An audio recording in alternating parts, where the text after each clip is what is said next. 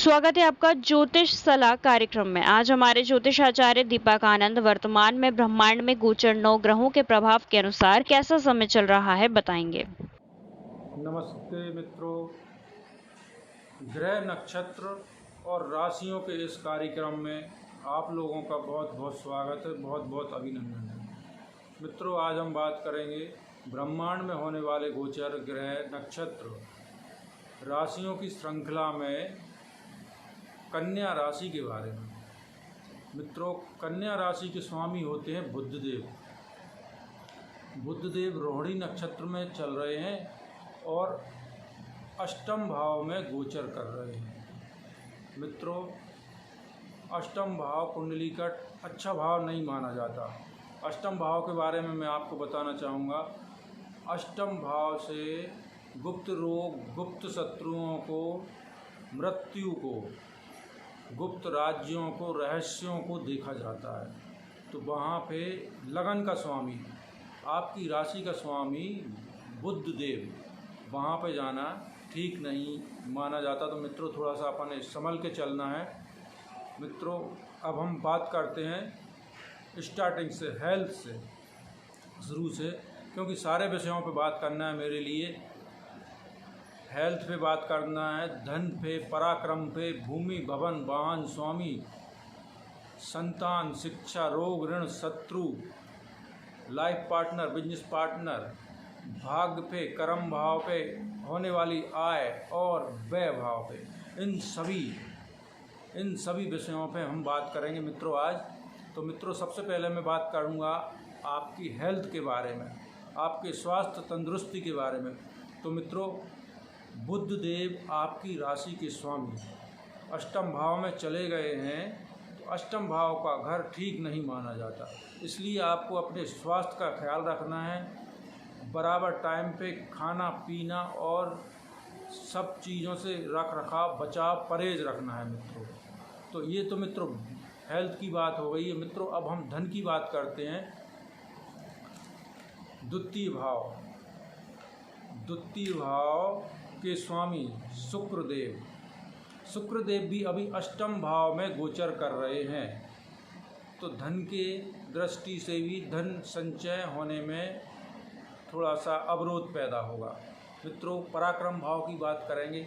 पराक्रम भाव में केतु विराजमान है उच्च के होकर। केतुदेव आध्यात्म के कारक हैं, पूजन के, योग, ध्यान, तंत्र मंत्र के कारक हैं।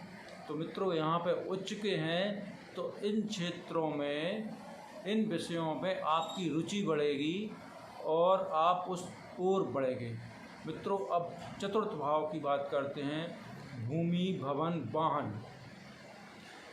भवन वाहन सुख, माता का भाव। तो मित्रों, चतुर्थ भाव के स्वामी होते हैं गुरुदेव आपके छठे भाव में विराजमान है, छठे भाव में गोचर कर रहे हैं। छठे भाव में गोचर गुरुदेव का ठीक कर रहे हैं, ज्ञान ध्यान की दृष्टि से ठीक है, जो चल रहा है वो चलेगा। अब हम पंचम भाव की बात करते हैं। पंचम भाव के स्वामी शनिदेव स्वग्रही होकर पंचम भाव में बैठे हुए हैं। शनिदेव परिश्रम के कारक होते हैं, मेहनत के कारक होते हैं, दंड नायक होते हैं। तो यहाँ पे मित्रों, आपकी शिक्षा प्राप्त होगी आपको, लेकिन कुछ कठिनाइयाँ भी होंगी। लेकिन कठिनाइयाँ आने के बाद आपको जो शिक्षा प्राप्त होगी वो ताउम्र आपको जीवन में काम आने वाली होगी। हमेशा आपके साथ वो शिक्षा रहेगी। मित्रों, छठे भाव की बात करते हैं। रोग, ऋण, शत्रु, यहाँ से रोग, ऋण, शत्रुओं को देखा जाता है। तो मित्रों, यहाँ के स्वामी शनिदेव पंचम भाव में बैठे हुए हैं। यहाँ पे गुरुदेव बैठे हुए हैं, गुरुदेव गोचर कर रहे हैं। तो मित्रों, कन्या राशि वालों के विचार में कुछ कला उत्पन्न होगी, कलाकारी करने की मन में भावना जागेगी। कोई पेंटिंग से संबंधित, कोई एक्टिंग, डांस, इस प्रकार की प्रवृत्तियां बढ़ेंगी। मित्रों, सप्तम भाव की बात करते हैं, लाइफ पार्टनर और बिजनेस पार्टनर के बारे में। मित्रों, लाइफ पार्टनर और बिजनेस पार्टनर के स्वामी गुरुदेव छठे भाव में ही गोचर कर रहे हैं। तो मित्रों, यहाँ भी सामान्य से फल मिलेंगे आपके लिए। इस भाव से संबंधित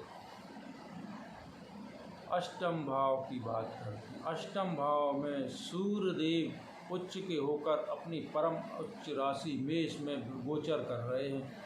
साथ में शुक्र देव और बुध देव भी गोचर कर रहे हैं। स्वास्थ्य से संबंधित समस्या आने की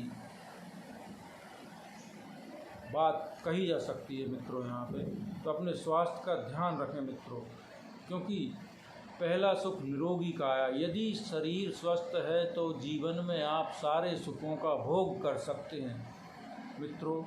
नवम भाव की बात करते हैं मित्रों। नवम भाव शुक्र देव का भाव है। यहाँ पर राहु देव गोचर कर रहे हैं मित्रों। राहु देव उच्च के हैं। राहु देव अवरोध के कारक हैं और अचानक होने वाली घटना दुर्घटना के कारक हैं। भाग्य भाव में गोचर कर रहे हैं मित्रों। यहाँ पर बुध देव के ये मित्र हैं, राहु देव कारक माने जाते हैं। तो यहाँ पर भाग्य को कुछ प्रबल होने की संभावना है मित्रों। दसम भाव की बात करते हैं। दसम भाव से मित्रों हम कर्म, रोजगार, कार्य, व्यापार को देखते हैं। तो यहाँ पे मंगल देव गोचर कर रहे हैं। मंगल देव बुध देव के अति शत्रु। यहाँ पर मंगल देव कार्य करने में जहाँ तक पराक्रमित होगा, काम करने के लिए अग्रसर होंगे। काम धीरे धीरे करके बढ़ेगा, क्योंकि मंगल देव अपने कुछ दिनों बाद अपनी नीच राशि में आ जाएंगे, एकादश भाव में।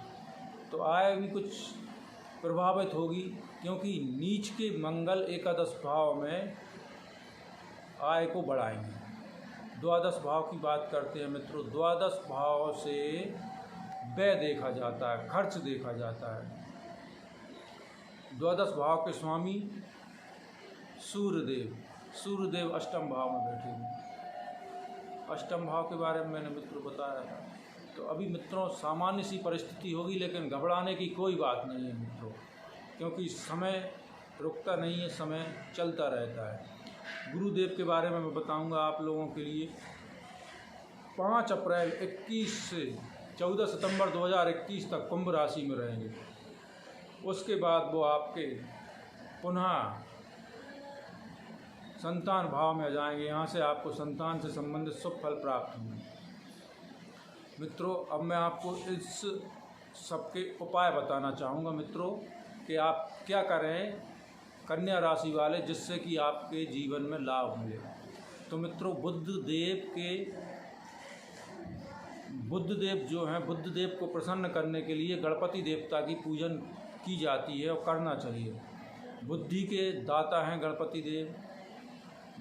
तो गणपति देव को आप बुधवार के दिन हरी दूबा चढ़ाएं, लड्डू का भोग लगाएं और गणपति अष्टक भी कर सकते हैं। गणपति मंत्रों का भी उच्चारण कर सकते हैं और गणपति देवता की पूजा करें, प्रसन्न करें। इससे मित्रों आपका कल्याण होगा।